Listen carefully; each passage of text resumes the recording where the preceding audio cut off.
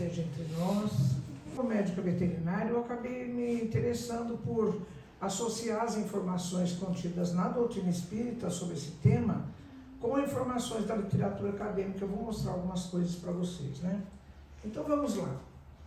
Então, nesse tema, a questão espiritual dos animais, a gente percebe que muitos de nós acabam tendo um carinho especial para com os chamados pets, né? Os animais que convivem conosco, são nossos companheiros. Hoje existe na área da saúde o conceito de família multiespécie, por duas razões. Primeiro, porque existem as chamadas zoonoses, que são as doenças transmitidas entre seres humanos e animais, como é o caso da raiva, da leptospirose, da leishmaniose e outras. E também pela questão afetiva, porque acaba se criando um elo afetivo tão intenso entre animais que convivem conosco, os seres humanos, que um afeta o outro. Então já existe na área da saúde a especialidade o conceito de família multiespécie. Um dos colegas que trabalham comigo lá em São Paulo, nesse grupo de animais de espiritualidade, o Vinícius Pérez, ele fez, o ano passado, retrasado, um curso lá no Hospital Albert Einstein, em São Paulo, a respeito da atuação dos profissionais da saúde, ele é médico veterinário, em relação a esse conceito de família multiespécie, né? Então hoje a gente já tem esse vínculo, mas o vínculo afetivo é um dos que trazem assim para a gente uma visão muito clara dessa relação afetiva que vai se criando entre seres humanos e animais. Bom, então isso a gente sabe que existe, mas olha a pergunta que a gente faz. O próprio escritor Guimarães Rosa tem uma fala dele num dos seus livros que ele diz assim: mas o que aconteceu com o ser humano em relação aos animais? Porque os animais só nos trazem ternura, só nos trazem sentimento de afeto. Isso para com os nossos animais de casa, né? Mas o que a gente pergunta assim, e os outros animais? Será que a gente tem a mesma preocupação, o mesmo desvelo, não é? Por exemplo, animais que são criados industrialmente para o abate, animais que são usados em pesquisa, animais que são utilizados nesses deprimentes espetáculos chamados de diversão humana, não é? Como é o caso de tourada, espetáculos de rodeio, vaquejada, puxada de cavalo, rinha de galo, rinha de pitbull, não é? Então os animais são utilizados. Será que a gente tem o mesmo olhar em relação a esses animais para com os pets da nossa casa? Não, de modo geral não é? Então a gente fica se perguntando, afinal, por que esse tipo de coisa acaba acontecendo. Então eu tive a oportunidade durante a pandemia de fazer um curso de filosofia numa instituição lá de São Paulo, uma instituição cultural. Porque Kardec, no Evangelho segundo o Espiritismo, vocês se lembram, logo na introdução ele diz que Sócrates e Platão foram precursores da doutrina cristã e particularmente do Espiritismo. Eu fiquei com essa informação guardada aqui no bolso do meu colete, metaforicamente, assim, muito motivada para algum dia fazer esse estudo. E durante a pandemia, em 2020, eu tive a oportunidade de fazer esse curso durante todo o ano, com a Flávia, minha filha mais velha. Então, lá eu ouvi essa história. Olha, na Magna Grécia Antiga, cuja geografia era bem diferente da geografia da Grécia agora, então tinha assim, o seguinte conceito, que existiam 3 reinos: o reino dos deuses, o reino dos homens, o reino dos animais. E existia a recomendação também de que cada indivíduo tivesse o seu comportamento compatível com o seu reino. Os deuses obedeceram a recomendação, os animais também, mas o ser humano, não. Então o ser humano, ainda com aquela ideia, se bem que a Grécia Antiga ela era politeísta, mas já tinha aquela ideia de que o ser humano fora criado à imagem e semelhança dos deuses. Então, na cabeça do ser humano, que se acha até hoje, né? Então ele pensava assim, bom, já que eu tenho essa origem divina, por que não ter atos divinatórios? E ele começou, às vezes, a querer agir como divindade. Então, ele entra num comportamento que lá na Grécia tinha um nome, que a gente pode traduzir por soberba. Olha como isso tem a ver com a doutrina, porque a soberba colhe as duas maiores chagas do nosso progresso moral, que são orgulho e egoísmo. Né? Entrando em soberba, ele passa a exercer domínio e subjugação àqueles que ele acha que são inferiores, seres humanos e animais. Então ele cai no outro polo do seu comportamento, que é a barbárie. Né? Então ele começou a oscilar o seu comportamento nessa atitude polarizada entre a soberba e a barbárie. Então vocês acham que nós já vencemos essa situação de agir ora em soberba, ora em barbárie? Não. Infelizmente o ser humano ainda continua com seu comportamento por vezes polarizado entre a soberba e a barbárie. Essa é a razão pela qual nós temos um comportamento afetuoso para com os nossos pets, que fazem parte da nossa família, e com os outros animais, porque nós temos essa atitude de soberba e de barbárie, ou seja, de subjugação e de dominação. Então, essa digamos, a resposta, o entendimento que a gente tem a respeito disso, né? E eu fico pensando que isso talvez seja resíduo que nós temos de um paradigma chamado antropocêntrico, antropós do grego ser humano, que vem de muitos anos, antes até dessa época da Magna Grécia Antiga, que é o do ser humano ser colocado no alto da pirâmide aristotélica. Aristóteles tinha essa concepção de uma hierarquia dos seres. Então era assim, quem estava lá em cima tinha o poder de dominar e de subjugar todos aqueles que estavam abaixo. E nessa representação vocês podem ver que a própria mulher já está abaixo, né? Junto com a baleia, porque não sei. Mas esse paradigma ele já está na UTI e a gente já tem outro paradigma no berço, que é o ecocêntrico, que tira a hierarquia dos seres, né? Então todos os seres criados pelo mesmo Pai estão num grande espaço, numa figura multidirecionada, cada um no seu lugar, cada um com a sua função. E a nossa proposta é que a gente aprenda a agir de maneira harmônica com todos os outros seres, né? Então, mas a gente está em processo, é claro. Bem, no Livro dos Espíritos, questão 606A, está escrito: a inteligência do homem e dos animais emanam de um mesmo princípio. Quando a gente vai à questão 27 do Livro dos Espíritos, nós aprendemos que só tem 3 elementos na natureza: o Criador, o Espírito e a matéria.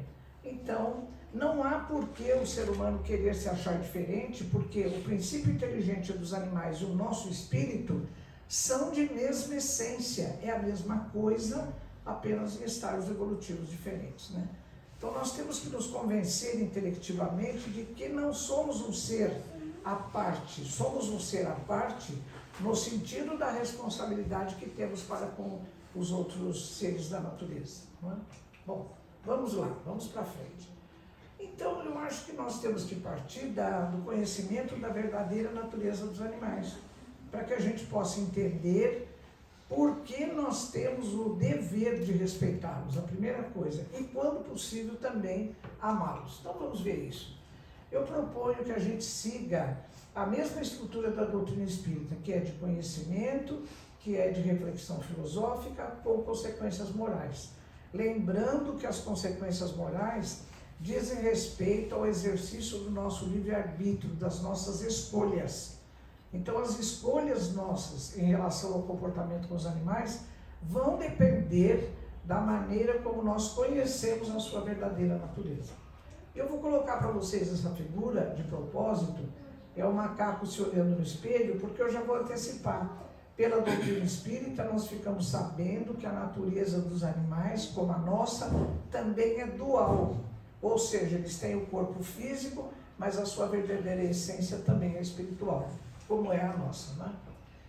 E outra coisa, vocês vão perceber que tudo que eu falar hoje, eu vou citar a fonte, porque tem coisas ainda que são discutíveis. Então, citando a fonte, vocês podem ir a essa fonte e fazer a pesquisa diretamente nela, né? Então vamos lá.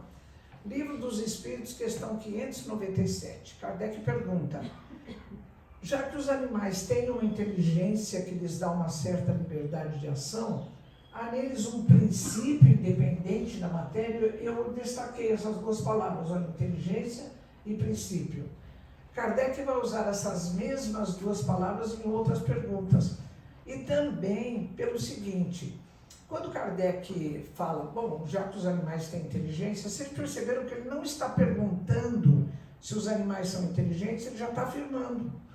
Então, na segunda edição do Livro dos Espíritos, que é de 1860, Kardec já nos dizia, nessa pergunta, que os animais são inteligentes. Ele não está perguntando, ele já está afirmando. Ó, já que os animais são inteligentes, a inteligência deles está ligada a um princípio independente da matéria, ele mesmo está quase respondendo a pergunta. Porque se só existem dois princípios, o material ligado à matéria e o espiritual ligado ao espírito, então se está independente da matéria, qual é o outro? É o princípio espiritual, né? E a resposta é positiva. Eu só queria antes lembrar a vocês algumas questões que existem na alma espírita, por exemplo, Livro dos Espíritos, questão 27 e 79, e Gênesis capítulo 11, tem 6, essa informação que eu já passei dos três elementos, o Criador, Espírito e Matéria. E também, no Livro dos Espíritos 24 e 76, já existe a resposta de que a inteligência é atributo do Espírito e não da matéria. Então, qual é a resposta da questão 597? Ela é positiva, sim. A inteligência dos animais está ligada ao princípio espiritual, porque a inteligência é atributo do Espírito e não da matéria, né? Bom, com isso a gente fica com a noção de que existe um binômio indissolúvel entre espírito e inteligência. Todo ato de inteligência emana de espírito, seja do ser humano de agora, seja dos animais. Todo espírito também, os atos do espírito são atos de inteligência. Bom, vamos ver a resposta da pergunta. Sim, a inteligência dos animais está ligada ao princípio espiritual inteligente, e ainda vem uma outra informação, e sobrevive à morte do corpo físico. Puxa, então os animais são espíritos encarnados nos corpinhos animais, e esse espírito, esse princípio inteligente, sobrevive à morte do corpo físico. Então eu vou contar para vocês um caso que está relatado no livro Testemunhos de Chico Xavier, da nossa companheira Sueli Caldas Schubert, desencarnada há pouco tempo, vítima de Covid, né? Nesse livro, a Sueli conta que Chico Xavier, na década de 50, por aí, ele se correspondia semanalmente com Vantuil de Freitas, que foi presidente da Federação Espírita Brasileira durante mais de 20 anos. E numa das cartas, datada de 25 de janeiro de 1951, a carta que Chico envia a Vantuil de Freitas conta que o seu cão Lorde, e esse Lorde está em vários relatos dos livros que contam a vida de Chico Xavier. O Lorde foi ficando mais idoso, foi ficando adoentado e morreu. E Chico conta que na hora do desencarne do Lorde, ele vê o espírito de José, seu irmão já desencarnado, vir acolher nos braços a figura espiritual do Lorde. Eu fico imaginando a beleza dessa cena, não é? Imagina o espírito vir acolher nos braços a figura espiritual do Lorde. E Chico ainda continua essa carta dizendo assim: nos meses que se seguiram, quando José vinha ter a minha presença em espírito, vinha sempre acompanhado da figura espiritual do Lorde. Então, assim, uma das interpretações que a gente pode colocar é de que esse princípio inteligente do Lorde sobreviveu à morte do corpo físico, né? E acompanhou ali o José durante um longo tempo. É uma questão ainda, porque existem outras possibilidades, por exemplo, de forma pensamento, né? Mas isso é uma reflexão que a gente pode fazer, por isso é que eu cito a fonte para vocês de todas as informações que eu estou mostrando aqui. Vamos ver alguns atributos da alma, do princípio inteligente dos animais. Além da inteligência, por exemplo, instinto. Instinto, se a gente ficar ali no portão do Meimei, todo mundo que passar, a gente pensa: bom dia, com licença. Nós estamos estudando um assunto dos animais. Vocês acham que os animais agem por instinto ou por inteligência? Qual vocês acham que seria a resposta mais comum? Ah, não, quem age por inteligência é o ser humano, os animais agem por instinto, né? Resposta incorreta, tanto do ponto de vista acadêmico quanto doutrinário. Porque vocês vão ver aqui na Gênesis, capítulo 3, itens 11 a 13. Lá está escrito assim: o animal carniceiro, deixa eu colocar aqui um predador. O animal carniceiro é impelido pelo instinto a nutrir-se de carne. Porém, as precauções que ele toma, sua previsão em relação às circunstâncias do momento, são atos de inteligência. Olha outra vez uma informação pioneira da doutrina espírita, dizendo que os animais agem por instinto, mas também por inteligência. Outra pergunta que Kardec faz aos espíritos é assim admirável, porque eu acho que nenhum de nós teria essa iniciativa. Na questão 73 do Livro dos Espíritos, Kardec pergunta: instinto é independente da inteligência? Por que ele faz essa pergunta? Porque desde o século XVII, através particularmente de Descartes, René Descartes, que considerava por influência religiosa que sensibilidade e os outros atributos da mente eram próprios da alma, e só quem tinha alma era o ser humano. Automaticamente os animais eram máquinas automatizadas, né? que agiam. Então é como se a gente desse aquela corda atrás do brinquedinho, ou então põe um combustível na máquina e sai andando. Era essa concepção que você tinha de instinto. E Kardec pergunta: instinto é independente da inteligência? Olha a resposta, que também é admirável. Não, instinto é uma espécie de inteligência. Essa questão que Kardec coloca, hoje ela é comprovada pela etologia, a ciência do comportamento, que foi estruturada como ciência na década de 1950 por Konrad Lorenz. Então hoje a etologia considera o seguinte: no arquivo de memória da criatura, seja ser humano, seja animal, vamos imaginar que tenha várias gavetas. Na gaveta em que o indivíduo coloca aquilo que ele já aprendeu a fazer, inclusive por atos de inteligência, o que todos os indivíduos já aprenderam a fazer? Desde os mais primitivos: aprender a sobreviver, aprender a procriar, a se alimentar, a fugir de agentes aversivos. Ah, já aprendeu? Faz isso automaticamente, instintivamente, coloca numa gaveta e põe o rótulo instinto. Então é a ideia que se tem hoje nesse ramo da ciência chamada etologia, do tal do instinto. Isso já está no Livro dos Espíritos, na questão 73. Muitas das informações que nós temos sobre os animais, pioneiramente, já se encontram na obra espírita. Outro atributo da alma dos animais: os animais reencarnam. Bem, se eles sobrevivem à morte do corpo físico, a gente espera que reencarnem. Então, na questão 599 do Livro dos Espíritos, Kardec pergunta: a alma dos animais pode escolher a espécie em que prefere encarnar-se, né?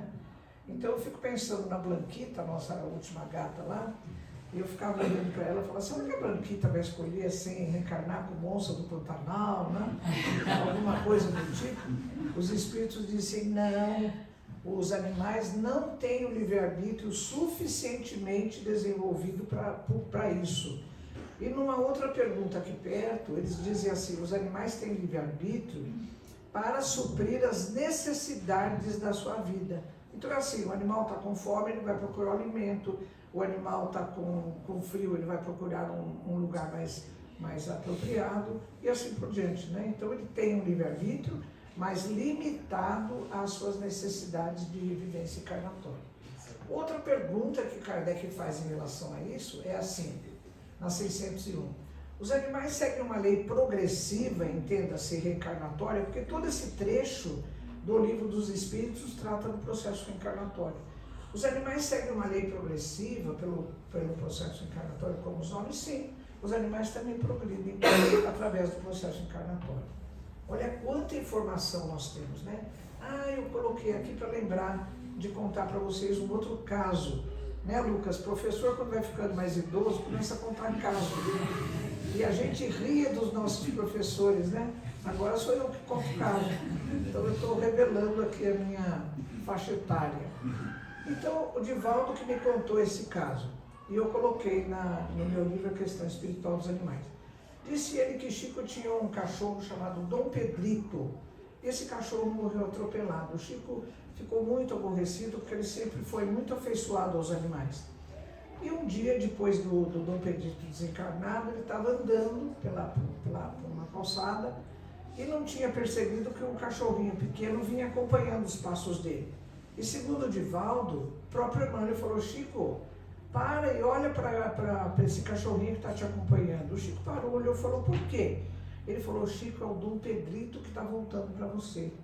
Então, segundo o relato do Divaldo, que ele fez pessoalmente a mim, esse cão Brinquinho, o Chico pegou o animal, levou para casa e pôs o nome de Brinquinho.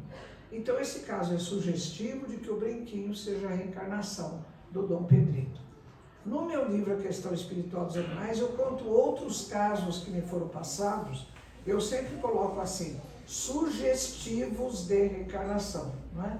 Porque a gente não tem como afirmar que seja ou que não seja. São casos sugestivos de reencarnação. São casos muito bonitos, né? Outro atributo dos animais, pensamento. Se a gente ficar lá no portão e as pessoas que foram passando, a gente, com licença, bom dia, estamos fazendo o estudo dos animais, vocês acham que os animais pensam? Qual seria a resposta mais frequente, hein, Lucas? Ah, não, quem pensa é o ser humano, né? Os animais não pensam. Resposta errada, tanto no âmbito da doutrina espírita quanto na etologia. E quem diz isso é André Luiz, em Mecanismos da Mediunidade, no capítulo 4, Pensamento das Criaturas. Ele diz assim, olha, esse trecho é muito bonito. Esse macaquinho está pensando: eu quero ver, ele vai falar se eu penso ou não, né? Mas ele fica sossegado, porque não sou eu que vou falar, é André Luiz, em Mecanismos da Mediunidade. Ele diz assim, olha, a angelitude transmite o seu pensamento, e André Luiz, lá em Evolução em Dois Mundos, ele fala que o pensamento nunca se transmite sozinho, sempre é acompanhado do colorido das emoções. Então ele diz: o pensamento se transmite na angelitude em raios ultra super curtos. Eu penso que deve ser como aquela britadeira de asfalto, né, que faz bzzz, assim. E eu estou entendendo que deve ser o caso, ou um caso aproximado, de Cipriana, naquele livro No Mundo Maior, de André Luiz, né, em que Calderaro e André Luiz estão frente ao processo obsessivo grave de Pedro e Camilo. E eles não dão conta do processo obsessivo. Tanto que André Luiz, na ingenuidade ainda de aprendiz, ele diz a Calderaro: não podemos consolá-los com palavras de conforto. E Calderaro diz: não, André, nesses casos não adiantam palavras. Eles precisam de vibrações de amor que nós ainda não temos. E pedem o concurso de Cipriana, que vem, se materializa no plano deles. Esse trecho é muito bonito, né? André Luiz fala que a imagem dela era tão bonita e tão luminosa que ele quase se ajoelhou em atitude de veneração, né? Cipriano. Depois ele continua nesse livro, Mecanismos da Mediunidade. A mente humana transmite o seu pensamento em ondas curtas, médias e longas, e os animais em ondas fragmentárias. Olha, quem quiser estudar um pouco a respeito desses espíritos que estão saindo da animalidade primitiva, palavras de André Luiz, e entrando no período que nós chamamos de humanidade, a gente vai ler Evolução em Dois Mundos a partir do capítulo 10, porque André Luiz chama essa criatura de homem infraprimitivo, e ele mostra como o indivíduo foi preparado no plano espiritual para, quando encarnar sem macacos, fosse promovendo modificações orgânicas do aparelho da fonação para que ele conquistasse a palavra articulada e a linguagem, através da qual, na vivência com os companheiros, essa linguagem foi funcionando como agente de indução para o trabalho dele, do pensamento fragmentário, transformar-se lentamente em pensamento contínuo. Isso é muito bonito, né? Então os animais pensam em ondas fragmentárias. Vamos para outra coisa, a interação cérebro-mente. Eu fiquei muito interessada nisso porque, como o Marcelo falou, lá na faculdade onde eu trabalhei como docente mais de 40 anos, eu me baseava no que Calderaro falou no Mundo Maior, né? Ele diz assim, olha, o cérebro é o órgão sagrado de manifestação da mente, em trânsito da animalidade primitiva para a espiritualidade humana. E nos estudos que eu fiz do cérebro, primeiro eu fui na faculdade de medicina, fiz um estágio de 3 meses estudando o cérebro humano, do ponto de vista macro e mesoscópico. E na veterinária eu fui estudando o cérebro dos animais. Sabe a conclusão a qual eu cheguei? De que as diferenças de estrutura, de organização e de arquitetura do cérebro de todas as espécies que têm cérebro, inclusive o ser humano, elas são de natureza quantitativa e não qualitativa. O que isso quer dizer? Que o modelo de construção é o mesmo, como se fosse a construção de uma casa. Cada neurônio é um tijolinho. Se você tem poucos tijolos, você faz uma casinha pequena. Se você tem mais tijolos, você faz uma casa maior. E se você tiver uma quantidade enorme de tijolos, você faz um castelo. Então é assim que acontece. As diferenças são de número de neurônios que acabam organizando-se em circuitarias mais ou menos complexas, que estruturam a manifestação de comportamentos mais ou menos complexos, né? Então é bem isso. O modelo de organização do cérebro é exatamente o mesmo em todas as espécies. Animais e consciência. Ah, será que a André Luiz não está abusando, né? Já falou de tanto atributo, consciência. Ah, mas tem sim. Depois eu vou mostrar na literatura acadêmica tudo lá que já está confirmando as informações da literatura espírita. Então, Calderaro, no livro No Mundo Maior, capítulo 3, olha o que ele diz. A crisálida da consciência, para quem não é da área da biologia, no ciclo reprodutivo da borboleta, quando a pupa, que é a larva, ela fica dentro do casulo que ela mesma tece, né? Ela fica ali uns 15 dias, depende da espécie da borboleta. Depois rompe-se o casulo, sai a borboleta. Então a gente pode entender no sentido simbólico que crisálida pode ser entendida como potencialidade, porque aquela pupa que está em metamorfose, ela potencialmente já é uma borboleta. Então vamos reler a frase. A potencialidade da consciência que reside no cristal a rolar na corrente do rio, aí se acha em processo liberatório. Olha o que Calderaro está dizendo, que o princípio inteligente já está atuando naquele seixo que rola lá no fundo dos rios, né? Já é uma potencialidade. Então, as coisas, aliás, em termos evolutivos, tudo é processo. Não tem nada que era assim e plim virou outra coisa, né? Assim também o nosso espírito humano teve milhares de anos para sair dessa animalidade primitiva e num longo processo ir assumindo o estágio que nós chamamos de humanidade, né? Bom, então pessoal, do que eu mostrei para vocês até agora, a gente pode confirmar o pioneirismo da doutrina espírita em várias informações, né? No livro dos Espíritos, as questões que eu mostrei, no livro dos Médiuns tem um capítulo 22, vocês se lembram o título? Da mediunidade nos animais. Não que Kardec esteja afirmando que os animais têm mediunidade, mas ele já discute o assunto, né? E também na Gênese de Kardec, particularmente o capítulo 10, que é a Gênese orgânica, capítulo 11, que é a Gênese espiritual. Bom, então, tudo isso que nós vimos na doutrina espírita está nos dizendo esse recado. Os animais são seres espirituais em evolução, encarnados em corpos de animais, segundo o seu estágio evolutivo, né?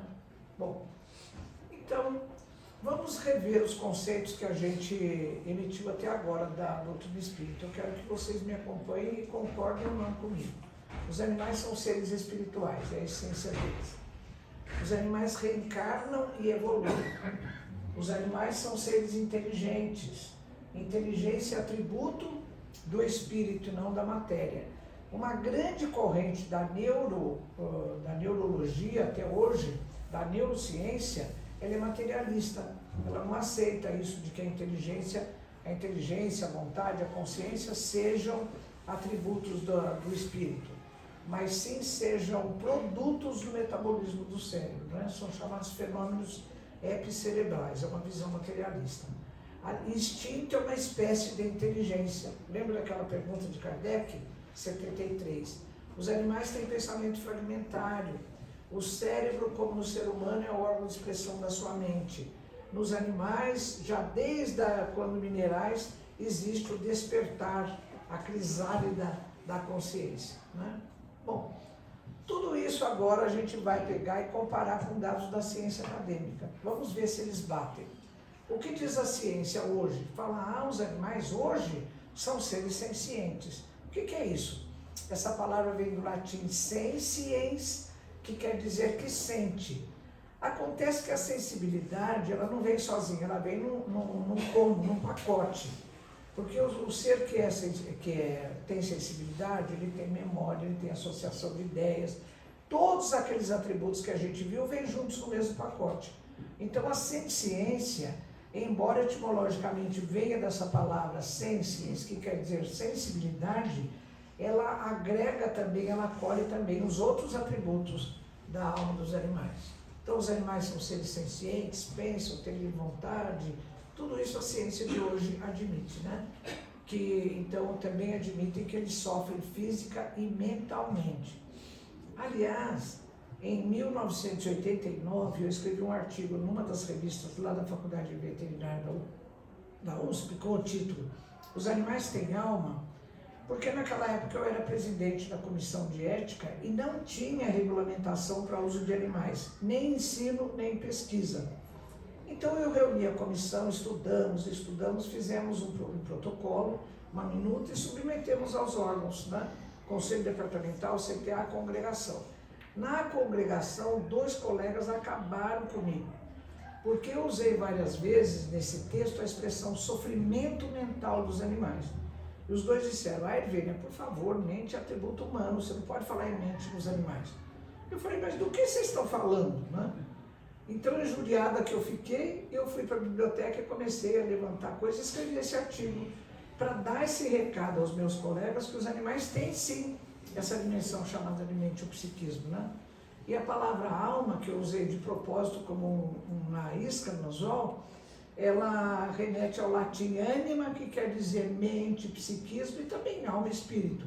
Mas logo no início do artigo eu falo que eu estou me referindo não a essa característica de mente, não a esse aspecto religioso, mas a palavra alma ali queria focar mente e psiquismo, né?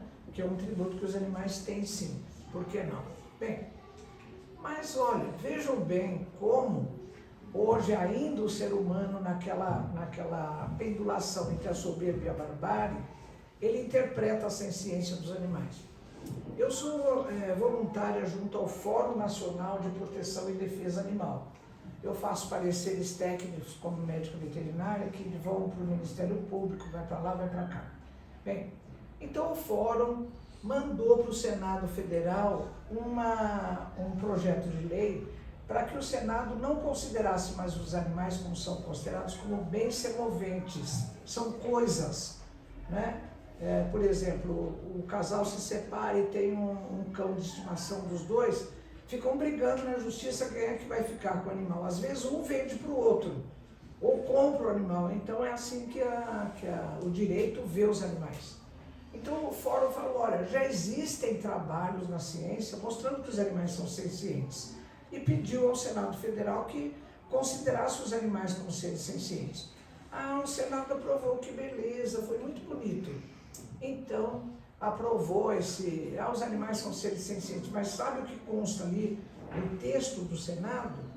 Olha, estão fora do âmbito desse projeto de lei animais ligados à agropecuária, são os criados industrialmente para o abate, animais usados em ciência, usados em testes e pesquisas de laboratório, e animais usados em espetáculos culturais, que são os de diversão, tourada, vaquejada, prova de rodeio, rinha de galo, circo, né? Então é aquela visão utilitarista do ser humano, dizer assim, peraí, esses animais que eu gosto, que eu tenho em casa, esses são sencientes. Agora, os outros são outra coisa, o que é uma absoluta incongruência, porque ou os animais todos são sencientes ou não são, porque a estrutura orgânica e mental deles tem a mesma essência, né? Então a gente continua ainda com essa visão. Mas tudo bem, vamos lá. São os 3 tipos, então, de animais, de setores, em que o Senado Federal não considera senciência. Aliás, nem fala se tem ou não, estão fora do projeto, né? animais da área pecuária, animais de ciência e animais dos chamados espetáculos de diversão. Dentro da visão da ciência, eu gosto de citar esse biólogo americano, Gregory Bateson. Lembra daquele conceito cartesiano de que só tinha a alma, o ser humano, e sensibilidade é atributo da alma, né? Ele derrubou essa visão cartesiana quando ele trouxe esse conceito de mente para dentro da estrutura da ciência, dizendo assim, mente é o processo cognitivo, intelectivo de manifestação da vida. Porque ele dizia, como eu já falei, todo ser vivo, ele sabe sobreviver, sabe se alimentar, sabe se reproduzir, sabe fugir de agentes aversivos. Esse conteúdo do saber é o conteúdo da sua mente. Então, com isso, Bateson derrubou a visão cartesiana de que só o ser humano tinha esses atributos, né? Então, ele deu uma grande contribuição à ciência. Isso foi meados da década de 1960. A partir daí, dessa contribuição do Bateson, nós temos muita publicação, entrevistas, artigos maravilhosos, né? Eu estou citando alguns livros para vocês, eu não tenho tempo de falar deles. Mas olha aqui, a pré-história da mente, do Steven Mitten, as mentes dos animais, do Griffin. O Griffin foi aquele autor que na década de 60, junto com um parceiro, ele descobriu a maneira como os morcegos se orientam espacialmente. E nesse livro ele fala da mente até dos animais. Esse aqui, olha, o parente mais próximo do Roger Fuchs, ele ensinou durante mais de 30 anos a linguagem dos deficientes auditivos para chimpanzés. Os chimpanzés aprenderam os mais de 150 sinais dessa linguagem e aprenderam a se comunicar livremente com os seres humanos e com os outros chimpanzés. E mostraram conteúdos da sua mente que a gente até então achava que era atributo só da mente humana, como noção de passado e futuro, associação de ideias, né? Então o Roger fala que no título em inglês ele diz assim, o que os chimpanzés me ensinaram a respeito do que nós somos. Porque a gente achava que nós é que tínhamos isso, aquilo, o chimpanzé falou, não, eu também tenho. E mostrou uma porção de atributos da sua mente, né? Muito interessante mesmo. Com tudo isso, pessoal, dentro da área acadêmica, eu consegui, num dos livros que eu escrevi sobre os animais, a alma dos animais, fazer um estudo bem assim, é um estudo bem simples, fazendo a correlação das partes do sistema nervoso central dos animais, eu tomei o cão como modelo, com o ser humano. Então vejam lá, olha, medula espinal, tronco encefálico sobremontado pelo cerebelo, tronco encefálico sobremontado pelo cerebelo, cérebro. Então nesse estudo é que eu confirmei aquilo que outros autores já falavam, as diferenças são de natureza quantitativa e não qualitativa. É do número de neurônios que tem num encéfalo ou no outro, né? E depois eu consegui dentro da faculdade fazer esse livro e no capítulo 14 eu consegui fazer, na visão acadêmica, aquele postulado de Calderaro no livro Do Mundo Maior, vocês se lembram? O cérebro é o órgão sagrado de manifestação da mente em trânsito da animalidade primitiva para a espiritualidade humana. Com essa, então o título do capítulo é Neuroanatomia da Interação Cérebro-Mente, porque o cérebro dos animais também é o órgão de manifestação da sua mente, que é menorzinha ou é mais expandida, dependendo da espécie animal, né? Bom, você se lembra da consciência que Calderaro falou lá da crisálida, da potencialidade da consciência? A primeira edição desse livro, No Mundo Maior, é de 1947. Agora, em 2012, é que aconteceu lá no Reino Unido, estava acontecendo um simpósio sobre consciência humana, em julho de 2012, liderados pelo Dr. Philip Lowe, da Stanford University nos Estados Unidos. 26 das centenas de neurocientistas que estavam lá assinaram um documento que hoje é conhecido como Declaração de Cambridge, do qual consta o seguinte, olha, não podemos mais fazer de conta que não sabíamos. Não sabíamos o quê? Que mamíferos, aves e até alguns invertebrados, como os polvos, octopus, tem consciência. E eles justificam essa assertiva dizendo assim: as mesmas estruturas que no cérebro humano são ativadas na manifestação de atos de consciência, também existem nesses animais. Como não existem nem órgãos, nem estruturas sem função, porque quando a gente deixa de usar algum órgão, alguma estrutura, o que acontece? Ela se atrofia.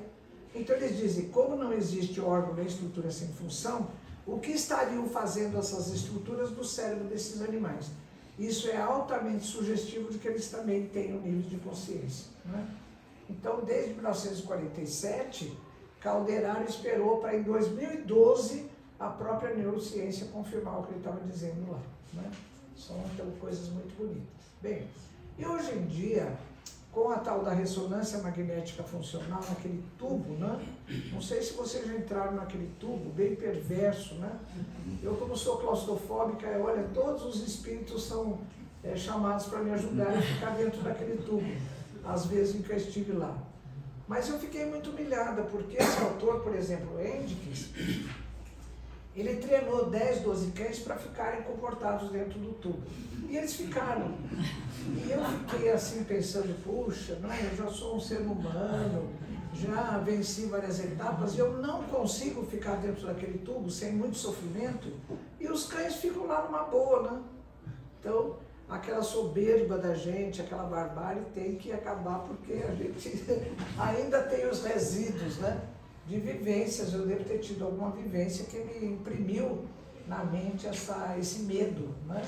Então aquele tubo não tem nada de assustador. Eu fiquei olhando para ele, fiz as pazes com ele, falei, nossa, o tubo é aberto dos dois lados, é iluminado, tem uma musiquinha suave, mas quando a gente entra naquele tubo, né, já dá uma taquicardia e tudo. Mas vamos falar dos cães. Então, quando ele põe o cão nesse tubo, o que ele faz? Põe o fone de ouvido no cão, emite uma porção de sons. Estouro de uma bomba, outro animal latindo. E quando o tutor fala carinhosamente com esse cão, o que acontece? São marcadas áreas do córtex cerebral. Olha, o córtex auditivo, é claro, pois ele está ouvindo a voz do tutor. Mas olha a surpresa que o Endicks teve. Também marcou o córtex visual, que é aqui na região occipital. Por quê? Na vivência dele, lá na casa deles, quando ele vê o tutor e ouve a voz, ele tem os dois estímulos, da visão e da audição. Aqui ele está ouvindo a voz, mas não está vendo o tutor, mas ele cria a imagem espacial do tutor. Então ele já faz associação de ideias, que é uma alta função do psiquismo. Então isso confirma que esse animal já tem um nível de funcionamento do seu cérebro bem elaborado. E mais ainda, marcou também a área pré-frontal. Nesse livro, No Mundo Maior, de André Luiz, Calderaro fala que a casa mental, nossa e dos animais também, ela tem 3 andares, cada andar interage com uma parte do cérebro, não é? Então, o lobo frontal trabalha com o último andar da casa mental, onde nós, seres humanos, idealizamos metas, ideais que queremos atingir, temos atitudes de alta moralidade, conquistas intelectuais, aquela coisa de alguém vir te contar alguma coisa e você fala, entendi, caiu a ficha, é trabalho do lobo frontal, pois marcou o lobo frontal desse cão. Isso significa que ele estava entendendo o que estava acontecendo, né? Que o tutor não estava ali, estava longe, mas ele estava ouvindo a voz dele. Isso dá, então, esse entendimento de que ele tem essa alta função mental também no lobo frontal, como é o nosso caso, né? Então, qual é a conclusão desse trabalho? Então, Endicks e colaboradores dizem assim, as áreas de percepção e processamento da voz também existem nos cães com padrão funcional semelhante ao apresentado pelos seres humanos. Olha as diferenças de natureza quantitativa e não qualitativa. Esses dados elucidam como os cães podem entrar em sintonia com os sentimentos dos seus tutores. Então, são trabalhos muito bonitos que vêm confirmando aqueles dados da literatura espírita que eu já comentei com vocês, né? Então, vamos ver. Eu já estou finalizando a minha fala. Moral da história, de tudo que a gente falou até agora. Então, o espiritismo e a ciência acadêmica são concordantes em muitas coisas. em relação a esse nosso assunto. Os animais têm mente, inteligência, consciência, memória, capacidade de sofrimento físico e mental, até aí tudo bem. Qual é a diferença? Falta ciência acadêmica e uma grande corrente, como eu disse para vocês, é materialista. Falta a informação pioneira da doutrina espírita de que os animais são seres espirituais em evolução. Não é? Porque a neurociência, nessa vertente materialista, ela vê só o corpo físico. Mas a ciência vai indo, ela vai chegar lá. Eu acho que não são duas linhas paralelas, são duas linhas convergentes. Porque já existem trabalhos na literatura acadêmica, por exemplo, do Ian Stevenson, que trabalhou com centenas de crianças em todo o mundo que lembravam de reencarnações anteriores. Na conclusão de mais de 40 anos de trabalho, ele diz assim, ele verificou, ele levantou todas as possibilidades de explicação. Ele fala que a mais convincente, a mais aceitável é a da reencarnação. Ele fala, inclusive, que deve haver um elemento intermediário entre a mente que sobreviveu da morte anterior e que está imprimindo no corpo físico de agora as características que ele preservou nesse seu veículo, que ele chama de psychoform, que é o que a gente pode entender como sendo o perispírito da doutrina espírita, né? Então eu acho que vai indo um pouco lá na frente, as duas linhas, a ciência vai se encontrar com a doutrina espírita. A realidade do espírito, logo a ciência vai nos mostrar, né? Pessoal, tudo isso que eu falei para vocês, eu coloquei nesse livro. A Questão Espiritual dos Animais já está na 13ª edição, tem formato e-book, tem formato impresso. E para facilitar aqueles que querem ter contato com o assunto, eu gravei um curso de 15 aulas, está disponível na internet de maneira gratuita, e ele foi realizado em parceria com a AME São Paulo e com a Folha Espírita Editora Jornalística, né? Nesse site, www.amesaopaulo.org.br/ensino, esse xadrezinho do jogo da velha, cursos. Quando aparecer esse curso, vocês clicam em cima, pronto, viu? Tem ali os vários assuntos que não dá tempo da gente tratar tudo hoje. Bom, qual é a proposta então? Aqueles resíduos do paradigma antropocêntrico, que é hierárquico, a gente tem que ir abandonando, né, aos poucos. E a proposta hoje é da gente ter um outro modelo de pensamento de conduta, que é o chamado paradigma ecocêntrico. Todos os seres criados pelo mesmo Pai estão distribuídos numa grande imagem multidirecionada, sem hierarquia, cada um tem o seu lugar, cada um tem a sua função, e nós, como seres que nos consideramos a parte, nós somos a parte na responsabilidade de respeitar esse todo e trabalhar pela harmonia do todo, né? Quem faz essa proposta é Fritz J. Capra, em 2 dos livros, A Teia da Vida, em que ele diz: não somos mais do que um fio na teia da vida.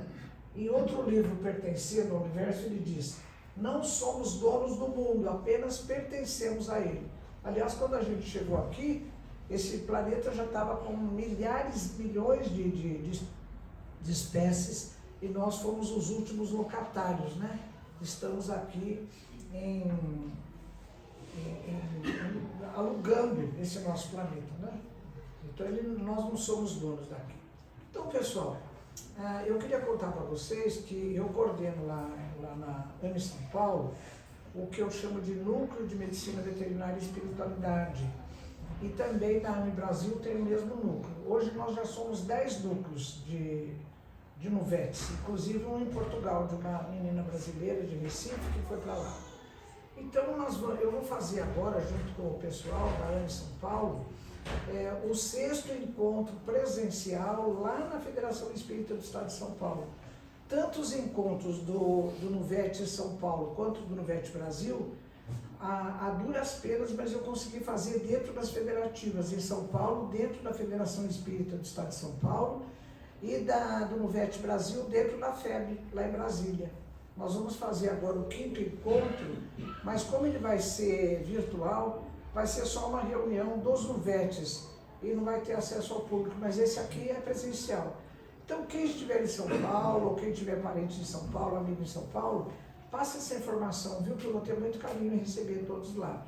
Então, nós convidamos outros 2 Nuvetes, o Nuvete da Anne Santos e o Nuvete da Anne Osasco.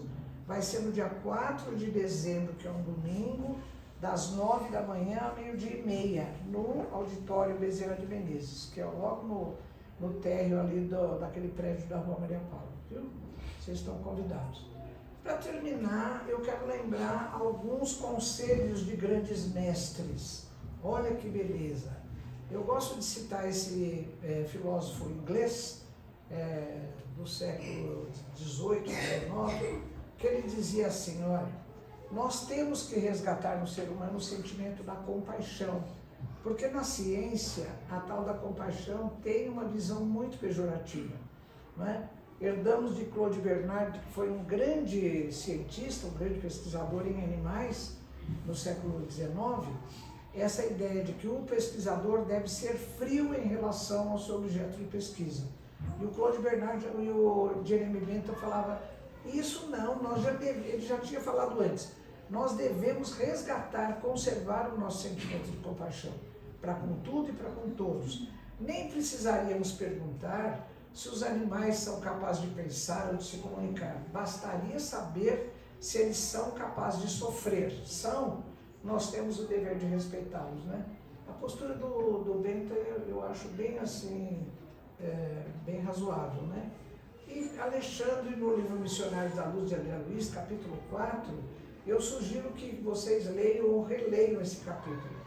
Olha, Alexandre dá um puxão de orelha na gente, que é assim, bem evidente, sabe? Então ele fala assim, na qualidade de filhos endividados para com Deus e a natureza, nós devemos prosseguir no trabalho educativo acordando os companheiros para a nova era, em que os homens cultivarão o solo por amor e utilizar-se-ão dos animais com respeito, educação e entendimento.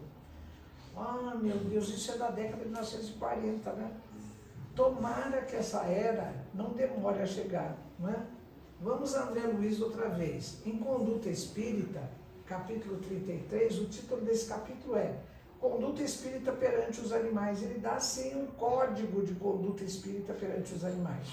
Resumidamente, ele diz assim, abster-se de perseguir e aprisionar, maltratar ou sacrificar animais a título de recreação. Olha os espetáculos de diversão. Ou em competições obstinadas e sanguinolentas de desportismo. Esquivar-se de qualquer tirania sobre a vida animal, para a satisfação de caprichos alimentares. Olha a criação intensiva lá dos animais. Nem com requintes condenáveis em pesquisas laboratoriais, restringindo-se tão somente aos impositivos justos do bem. Não é? Hoje já existe na própria ciência uma vertente chamada ciência do bem-estar animal. É a divisão utilitarista, embora ainda conservando os animais em criação, em abate, em pesquisas, e Emmanuel mesmo fala que isso não vai acabar amanhã.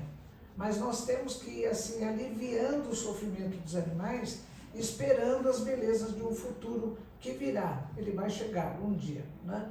Nós temos que trabalhar em favor dele. Depois ele continua ainda em Conduta Espírita, nesse mesmo capítulo 33. Opor-se ao trabalho excessivo dos animais.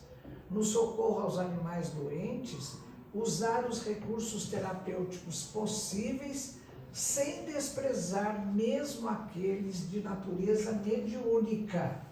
A prece, a água fluidificada e mesmo o passe de maneira adequada na casa espírita são recomendados por André Luiz. A luz do bem deve fulgir em todos os planos. Ele termina, apoiar quanto possível, aqui tem um erro, os movimentos e as organizações de proteção aos animais, através de atos de generosidade cristã. Os seres da retaguarda evolutiva alinham-se conosco em posição de necessidade perante a lei. É como dizia o Jeremy Bentham, se eles sofrem, se eles são seres espirituais em evolução, eles têm as mesmas necessidades e os mesmos sofrimentos que nós, não é? E isso já está previsto, o futuro do planeta é luminoso. Já está em Isaías, que viveu entre o século VIII e VII antes de Cristo, no Antigo Testamento. Olha, Isaías capítulo 11, versículos 5 a 7. Olha o que ele diz. A justiça será uma faixa em seu peito e a lealdade o seu cinturão. Que beleza! O lobo conviverá com o cordeiro e o leopardo repousará junto ao cabrito. O bezerro, o leão e o novilho gordo se alimentarão juntos pelo campo, e uma criança os guiará. A vaca e o urso pastarão juntos, seus filhotes dormirão lado a lado, e o leão comerá palha como o boi. Olha, isso já está no Antigo Testamento, 8 séculos antes de Cristo. Ou seja, o nosso futuro é muito promissor. Nós estamos ainda numa fase transitória, não é? E para terminar, pessoal, como nós estamos no mês de outubro, em que a gente comemora no dia 4 de outubro o dia de Francisco de Assis, eu vou terminar com uma das histórias dessa grande figura luminosa, Francisco, nascido em Assis, né? É a história de Francisco de Assis e o lobo de Gúbio. Vocês já ouviram essa história? Acho que alguns já, né? Então é mais ou menos assim, tem várias versões. Então é mais ou menos assim. Logo que ele se separou da casa paterna, em que ele resolveu viver assim na pobreza e no comportamento mais simples, ele foi morar em Gúbio, que é uma outra cidade lá da Úmbria, que é aquela região da Itália, que tem Assis, que tem Gúbio e outras cidades. E ele ficou lá. De repente a cidade começou a ficar muito assustada com a figura de um lobo enorme e feroz, que na entrada da noite invadia a cidade, invadia as casas, roubava alimento e tinha uma atitude assim muito agressiva para com todos. Ficaram tão assustados que começaram a formar uma força-tarefa dos caçadores para matar o lobo. Quando Francisco ouviu isso, ele disse, não, deixa que eu converso com ele. Vocês imaginem, né, o que Francisco deve ter ouvido. Imagina um lobo feroz que entra aqui pelas casas, Francisco vai conversar com ele. Bom, mas Francisco fez isso.